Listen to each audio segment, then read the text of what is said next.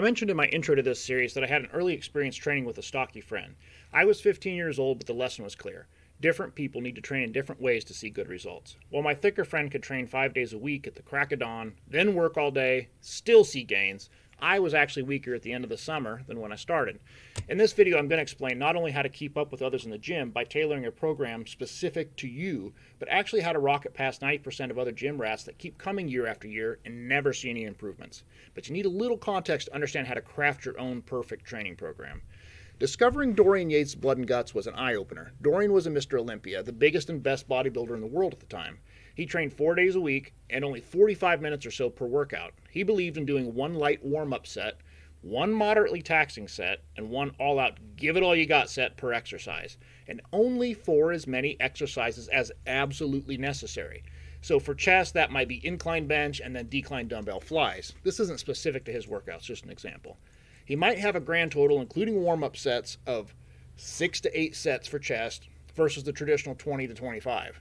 Typically, everyone I knew of in the 80s and early 90s did 5 sets of 10 flat bench presses, ditto for incline, and then some type of fly to finish, and likely some dips. So 10 to 20 sets a week for a larger body part is just fine, but 20 to 25 sets 2 times a week, let's just say that was counterproductive for a skinny teenager. Historically, there have been 2 camps when it comes to training muscles: high volume and heavy duty. High volume was what Arnold espoused. The truth is, Arnold only trained like that for brief periods leading up to a contest, but the general public didn't know that. We all thought he trained twice a day for 4 hours and 6 days a week all the time. Heavy duty or high intensity training was what Mike Mentzer espoused. Depending on the time of Mike's life, this could be anything from 3 sets per body part 3 times a week, all the way to 1 workout a month. The key was absolute effort and minimal number of sets and workout. Mike didn't train at all by the mid-90s and had a drug habit and suffered from mental illness, but the general public didn't know that either. We all thought he was the rational genius of bodybuilding. For 99.999% of the population, the sweet spot lies somewhere in the middle. Guys who can gain training like Arnold recommended are actually super, super rare. Arnold was doing these workouts to add detail and burn fat before a contest, not truly build new muscle. And guys who can get enough out of one intense set of whatever per week, as Mike advised, are also extremely rare. It's been said that heavy duty was the perfect training program for very specific genetics, mostly Mike and his brother Ray. I won't go quite that far, but I will say this. Any extreme training is only valuable to the general population as a way to mix things up now and again, shock the system into growth, or burn fat. Some of the principles of each, however, are truly valuable and can help you find what works for you, which you can then tailor to your needs, goals, and circumstances. I believe a good starting point is actually what Dorian Yates recommends for beginners in Blood and Guts.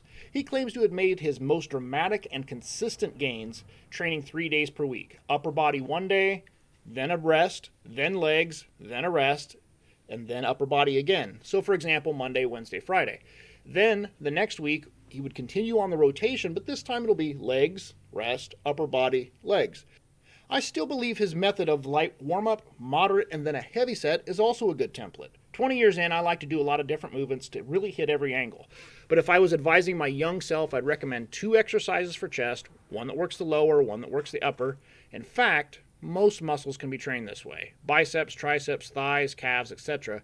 In an upper body workout, you'd end up with a total of 20 to 25 sets, give or take. Legs, 15 to 20 sets total. This limits the overall load of a muscle to no more than 20 or so sets per week, and this can be even lower for beginners. So it's simple. Warm up, do a moderate set, then a really intense heavy set. Next exercise for the same body part, you can skip the warm-up if you don't need it. No need to do unnecessary volume. Make each set count for something, whether that's getting the joints warmed up, pumping the muscle, or giving it all you got in intensity. If you're heavy, you can get away with training with much more volume. Plus, that extra volume is valuable for burning fat. Fight me in the comments. But for us skinny guys, the challenge more often than not is overtraining. So we've got to watch our overall volume, i.e. no dicking about. Just get done what we need. Weight training taxes our body in 2 main ways. 1, neurologically. Heavy, intense powerlifting type work is primarily a tax to our nervous system. Less volume and therefore less metabolic stress is put on the muscles themselves. A lot of power work is forming new and stronger nerve connections, and that's why you're so wiped out after a heavy deadlift session. Yes, you worked a lot of muscles, but I'll bet not with a lot of volume. You aren't sore all over, just a sore lower back and low energy afterwards. That's nerves healing. The other stress is metabolic. This happens with moderate or higher volume training, less intense but still challenging. We're depleting glycogen and other muscle reserves. Basically, we're telling the muscles to get bigger so that they can handle all the workload by storing more nutrients for the next workout. There are other subtleties involved, but this is the basic idea of volume training. I hope you can see the value in using a mix of intense, heavy, and brief training and more moderate volume. Both are valuable to growth and strength. But if we're focusing on growth, we want to be in the 8 to 12 rep range and pretty near muscular exhaustion at the end of the set. On strength exercises, we're lucky to get 5 reps before collapsing. They really are two different animals. You better know your goals going in so the two styles can work together for your growth versus stepping on each other's toes because you're approaching all willy-nilly. If you want growth, focus on 8 to 12 reps with good form, moderate volume, and intensity. 8 to 12 reps, 1 to 2 exercises, 3 to 6 sets per body part total. And train 3 to 4 days per week depending on your schedule, goals, and personal recuperative ability. Eating more and sleeping more will help greatly, but if you put in more work than you can recover from, no amount of drugs, food, sleep will correct it and you'll stay stagnant, believe me.